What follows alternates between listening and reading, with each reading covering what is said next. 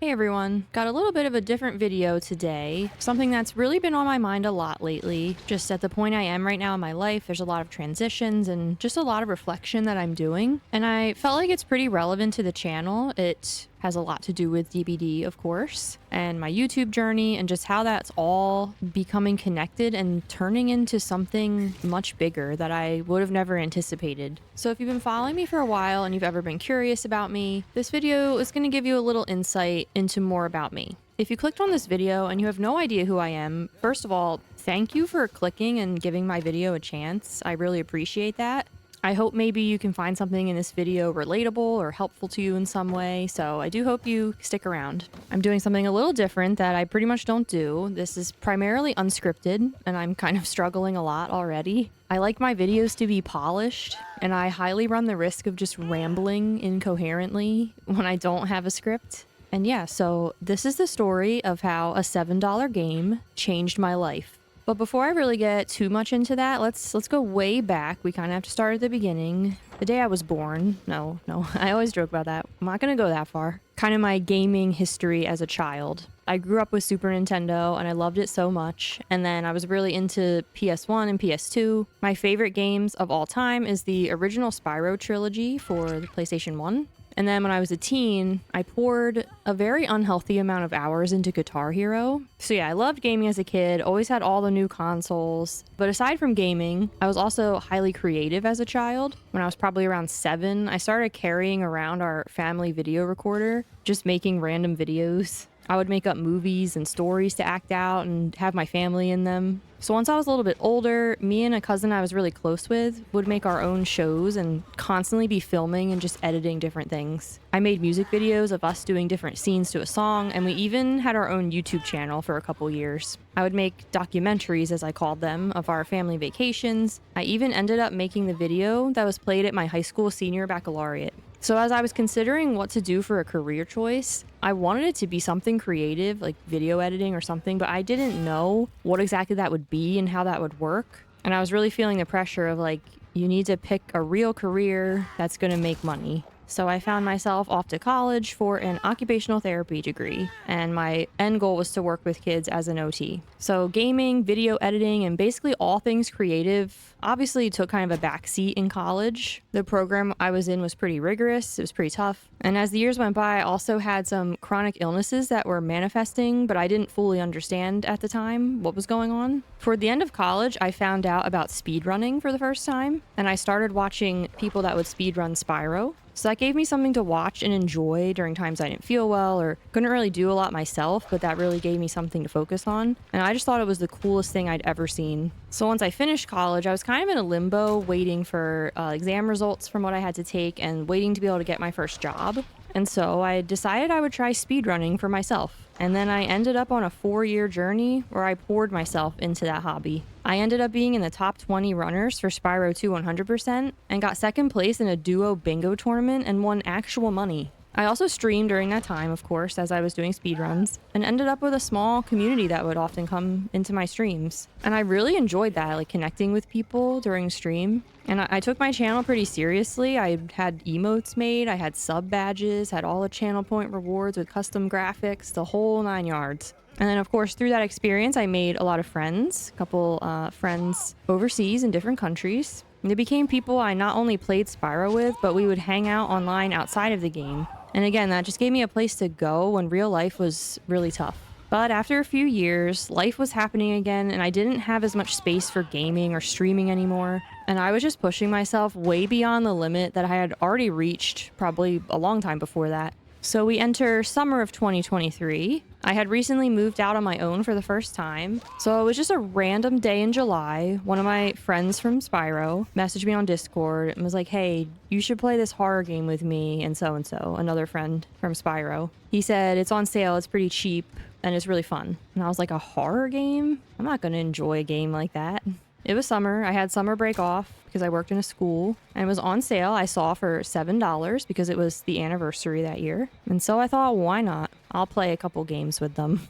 And so I joined up in DBD with my 2 friends. They didn't have me go into the tutorial or anything. They were just like, no, just come in the game. Like, it'll be fine. I honestly don't remember it that clearly, but I imagine it was really bad. I do remember having no idea what was going on. Like, I started attempting on hook and they were like, no, don't do that. And I was like, I don't know. But yeah, we played for a couple hours and I had a pretty good time, even though I had no idea what was going on. So I think we did that a few times. And then I don't know what it was, but I just found myself like later in the evening being like, I should just get on here and see what it's like. And I was like genuinely scared, especially like when you go from playing with people when you're really new to just sitting down to like solo queue. It's actually really anxiety producing and my heart would go crazy. I do have one of my health conditions impacts my heart rate, so it's probably not the best mix anyway, but something about it was drawing me in and I still wanted to do it. The rest is kind of history with DBD, honestly. So not too long after, I was just wanting to learn more and watch DBD. So I went looking for streams and I started watching Mish and Skirms, and I would be watching streams constantly. Like, I would watch Mish during the day. A lot of times, even while I was at work, I was just like in my room watching Mish and people would walk in and I'd be like, hey, pretend I didn't have my headphones in watching this game on my phone. And I'd probably come home and play a lot of DBD in the evening. And then at night when I'm going to bed, I'd be watching Skirms. So like, it was a large majority of my day and it was keeping me sane and it was just an escape for me. So pretty much 2 years go by of that. And I just decided I wanted to start trying to stream again. So I was working on getting everything set up for that, and I was aware that it's really helpful to share clips on other socials if you are going to stream. And so I just randomly edited some clips together for a couple videos, and I uploaded them to YouTube, like 4 videos at the same time that were just like no commentary gameplay videos. They're still on there. I don't plan to ever delete them. I didn't even really intend for people to watch them. I was kind of just practicing editing, clipping, but that kind of unlocked the memory for me of how much I always loved editing and just being creative. And I just felt drawn to it and I was like, let me try making like an actual YouTube video. So I did a couple videos that were just like gameplay commentary, but then I did my first video with a proper script and editing. It was my conviction video. And that video blew up to over 3,000 views literally overnight.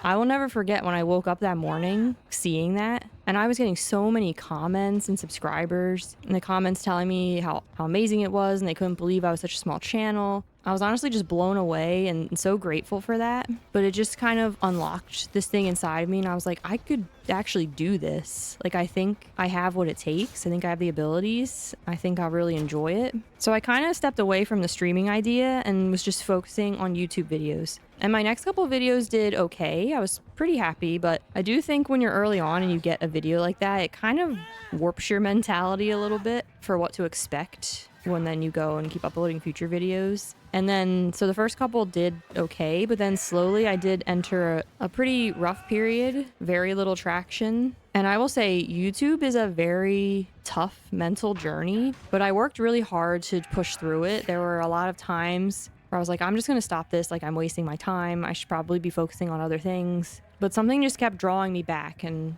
kind of reminded me of this underlying quality that I've always had where when I want something, I set my mind to it, I'm going to make it happen. I kind of lost touch with that part of myself for a long time. So I kept going and I started finding more of my strengths, getting my stride in editing and what felt good, and also being able to see what was drawing more people in that they were interested in. So here I am 1 year later. I feel a lot more solid in my channel, my voice, and the direction I'm heading with this channel. So along with the YouTube journey I've been on the past year, I've still been on a soul-searching career journey. Last June, I left the job I'd been at for 6 years. I've known for a long time, like a few years now, that I don't really want to be an OT anymore, but I wasn't able to find anything else, and I ended up getting presented with an opportunity for a remote job doing OT that I financially could not turn down. So I had to do that for about 7 months. I was so far beyond the end of my limits. I was basically dragging myself on my hands and knees to the finish line.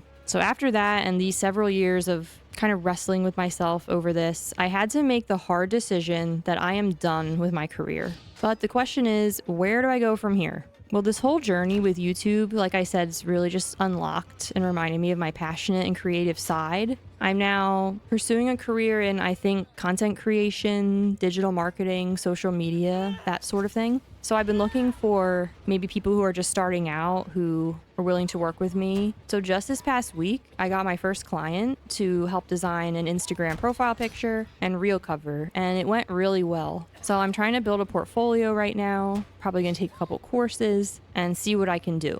And so I probably just rambled incoherently, as was my fear. If you've made it this far into the video, I thank you. I hope that was interesting to you or somehow helpful or relatable in some way. But I've just been feeling very reflective and a little bit sentimental with some of these changes and anniversaries happening. But my main point really being this video game, Dead by Daylight, actually changed my life path and helped push me towards the correct path. I've spent so many years trying to change myself, trying to mold myself to fit into a certain box, when really what I needed to be doing was finding the boxes that I just naturally fit in. So I'm really excited to see where this journey takes me career-wise. I'm also very excited to continue growing my YouTube channel. And I did just want to take a moment to thank anybody who has watched any of my videos, subscribed, liked, commented, engaged in discussion. It honestly means the world to me every single time I see views and comments and engagement where somebody actually is taking the time out of their day to watch my video and engage with it. And yeah, like I said, I've noticed people liking the more reflective commentary videos. Been getting a lot of comments and people wanting to engage in discussion and share viewpoints even if they're differing. And that's really what it's always been about for me. And I just want to be able to connect and make people feel seen and relate to something. Because it's not always just about like 5-gen chase and bullying the baby killer. Like those videos are great, but it's really hard to